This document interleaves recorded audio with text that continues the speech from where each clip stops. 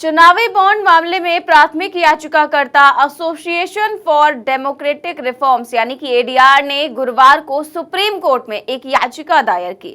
इस याचिका में स्टेट बैंक ऑफ इंडिया के खिलाफ अवमानना कार्रवाई का आग्रह किया गया क्योंकि एसबीआई ने सुप्रीम कोर्ट के आदेश की अनदेखी की और अब सुप्रीम कोर्ट ने सख्त एक्शन लेते हुए कह दिया है कि एसबीआई पर अवमानना का केस चलेगा।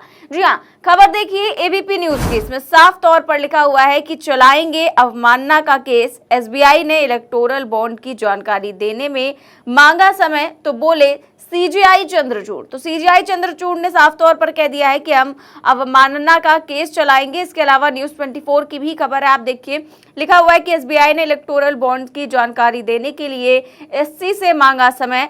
सीजीआई चंद्रचूड़ ने कहा हम एसबीआई के खिलाफ अवमानना का मुकदमा चलाएंगे। तो एसबीआई को सीजीआई चंद्रचूड़ के आदेश की अनदेखी करना भारी पड़ गया और अब अवमानना का केस चलाया जाएगा। आपको याद होगा कि सुप्रीम कोर्ट ने इलेक्टोरल बॉन्ड की जानकारी देने के लिए स्टेट बैंक ऑफ इंडिया को 6 मार्च तक का वक्त दिया था, लेकिन अब तक एसबीआई ने ये डिटेल चुनाव आयोग को नहीं दी है और ना ही सुप्रीम कोर्ट में इस तरह की कोई जानकारी दी है। और 4 मार्च को सुप्रीम कोर्ट में एसबीआई ने एक याचिका दायर की थी और उसमें उसने बॉन्ड पर डेटा प्रस्तुत करने के लिए 30 जून 2024 तक का वक्त मांगा था, जबकि कोर्ट ने एसबीआई से कहा था कि वो 6 मार्च तक सारी जानकारियां उपलब्ध कराए। लेकिन एसबीआई ने ऐसा नहीं किया और अब फिर से ये मामला शीर्ष अदालत में पहुंच चुका है। एडीआर ने रिपोर्ट फाइल की, अवमानना की और सुप्रीम कोर्ट ने कह दिया कि हम अवमानना का केस चलाएंगे। दरअसल एडीआर की ओर से दायर याचिका में कहा गया कि एसबीआई ने जानबूझकर माननीय न्यायालय की संविधान पीठ की ओर से दिए गए फैसले की अवहेलना की है। ये न केवल नागरिकों के सूचना के अधिकार को नकारता है बल्कि माननीय न्यायालय के अधिकार को भी कमजोर करता है। ये सब जानबूझकर किया जा रहा है और अब इस मामले की सुनवाई 11 मार्च को होने की उम्मीद है, जिसके दौरान समय बढ़ाने की बैंक की याचिका पर भी विचार किया जाएगा और अगर कोई और एक्शन लेना होगा तो वो भी लिया जाएगा। फिलहाल आपको बता दें कि लोकसभा चुनाव से ठीक पहले सुप्रीम कोर्ट ने इलेक्टोरल बॉन्ड को लेकर बड़ा फैसला दिया था और बॉन्ड्स को अवैध करार दिया था। सुप्रीम कोर्ट ने चुनावी बॉन्ड की योजना को असंवैधानिक करार देते हुए राजनीतिक पार्टियों को इलेक्टोरल बॉन्ड से मिलने वाले चंदे के बारे में जानकारी साझा करने का निर्देश दिया था। एसबीआई को आदेश दिया गया था कि किस पार्टी को किसने कितना चंदा दिया, इसकी जानकारी इलेक्शन कमीशन को दी जाए और उसके बाद वो जानकारी इलेक्शन कमीशन की वेबसाइट पर डाली जाएगी, यानी कि सार्वजनिक की जाएगी। इसके लिए कोर्ट ने 6 मार्च 2024 तक का समय बैंक को दिया था।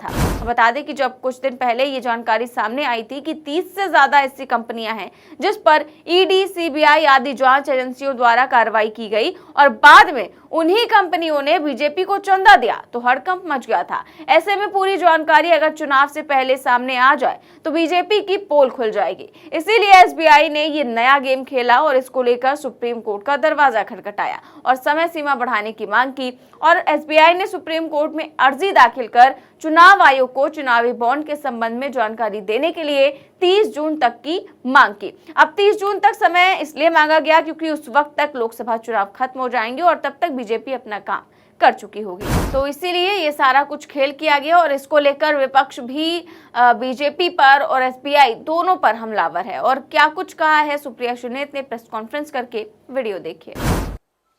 यहां पर यह बताना जरूरी है कि भारतीय जनता पार्टी शुरू से असहज थी।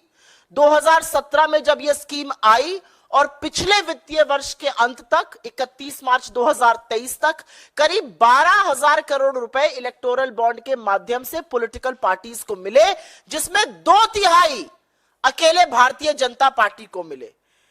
करीब 6500 करोड़ रुपए भारतीय जनता पार्टी को मिले और करीब 9% अबाउट 1000 करोड़ रुपए से थोड़ा ज्यादा कांग्रेस को मिले।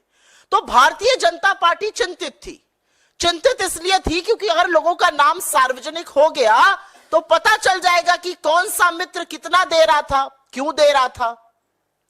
यहां पर आपको एक और रिपोर्ट की याद दिलानी जरूरी है। एक रिपोर्ट आई थी, न्यूज लॉन्ड्री और न्यूज मिनट ने करी थी। उन्होंने कहा था 30 ऐसी कंपनियों का नाम सामने आया है जिन्होंने 335 करोड़ 2018 से 2023 के बीच में भारतीय जनता पार्टी को दिए, इनके खिलाफ कार्रवाई हुई थी, चाहे वो इनकम टैक्स हो, सीबीआई हो या ईडी हो। इसमें से 23 कंपनियां ऐसी थी जिन्होंने कभी इसके पहले चंदा नहीं दिया था। तो क्या ये क्विड प्रो को था?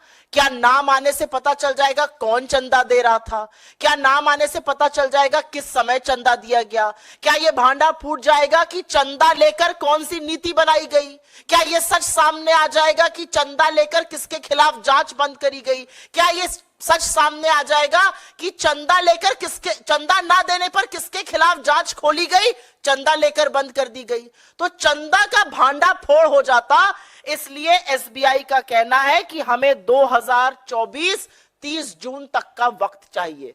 चुनाव निपट जाएगा, चुनाव के पहले आ गया तो जो हम कह रहे हैं सूट बूट की सरकार, जो हम कहते हैं मित्रों की सरकार, जो हम कहते हैं कि कुछ ही लोगों के लिए नीति निर्माण होता है, वो दूध का दूध पानी का पानी हो जाएगा। लेकिन जनता को इतना मूर्ख क्यों समझा जाता है? जब जब सच दबाने का प्रयास होगा तो जनता पूरा सच समझती है।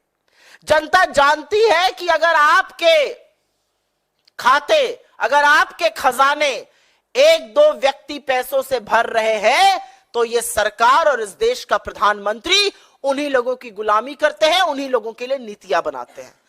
हमारे इस मंच से कुछ सवाल हैं और सवाल बड़े स्पष्ट हैं और बड़े कम हैं। पहला सवाल हमारा यह है कि इस देश का सबसे बड़ा सरकारी बैंक, पूरी तरह से कंप्यूटराइज्ड बैंक एसबीआई को 217 इलेक्टोरल बॉन्ड देने के लिए 5 महीने का समय क्यों चाहिए? ये तो एक क्लिक ऑफ अ बटन पर होना चाहिए। हमारा दूसरा सवाल यह है कि एसबीआई को एकाएक जब अवधि जिस दिन देना था उसके 24 घंटे पहले एसबीआई क्यों जागा? क्या एसबीआई को 25 दिन का टाइम लग गया यह सोचने में कि उनको कितना वक्त लगेगा? और यह एक बड़ा सवाल है। एक और सवाल है और उसका मैंने उल्लेख भी किया कि 48 करोड़ अकाउंट, 66,000 करीब एटीएम, 23,000 करीब ब्रांचेस होने वाले एसबीआई को 22,000 महज अकाउंट के लिए 5 महीने चाहिए। यह कितना हास्यास्पद है। एसबीआई पर प्रेशर कौन बना रहा है? इस आर्थिक अनियमितता को, इस काले धन के गोरख धंधे को कौन पनपने दे रहा था? क्यों एसबीआई पर दबाव बनाया जा रहा है? ऐसा क्या हो जाएगा अगर चुनाव के पहले ये नाम सामने आ गए? और सवाल ये उठता है कि क्या लोगों को लोकतंत्र में ये जानने का हक नहीं है कि कौन किस पार्टी को कितना और कब चंदा दे रहा है, जिससे वो देख समझकर वोटिंग के पहले अपना मन बना सके? ये पूरा गोरख धंधा है, अलायंस अब एसबीआई के साथ की गई है। हम लोग शुरू से कह रहे हैं कि भारतीय जनता पार्टी इस देश के हर संसाधन, हर संस्थान, हर संस्था पे कब्जा करना चाहती है। पहले सीबीआई, ईडी और इनकम टैक्स बने नए फ्रंटल, अब लगता है एसबीआई बन गया है। और समझना जरूरी है कि कितना भी षड्यंत्र एसबीआई और सरकार मिलकर रच ले, मोदी जी ने किससे कब कितना पैसा लिया और उसके एवज में जांच बिठाई या जांच बंद करी, उसके एवज में कौन सी नीति बनाई, इसका फैसला जनता करेगी, क्योंकि जनता सब देखती और सब समझती है। तो विपक्ष ने इसको लेकर कई सवाल उठाए हैं कि आखिर ये सब किसके इशारे पर किया जा रहा है? आखिर देश के इतने बड़े बैंक को इतना वक्त क्यों लग रहा है छोटी सी जानकारी देने के लिए? तमाम तरह के सवाल किए गए हैं। फिलहाल जो सुप्रीम कोर्ट है उन्होंने जो है अवमानना का केस अब चलाने की घोषणा भी कर दी है और एक्शन भी ले लिया है। आपकी इस खबर पर क्या राय है, हमें कमेंट बॉक्स में जरूर बताएं। चैनल को सब्सक्राइब करें और ज्वाइन भी करें। नमस्कार।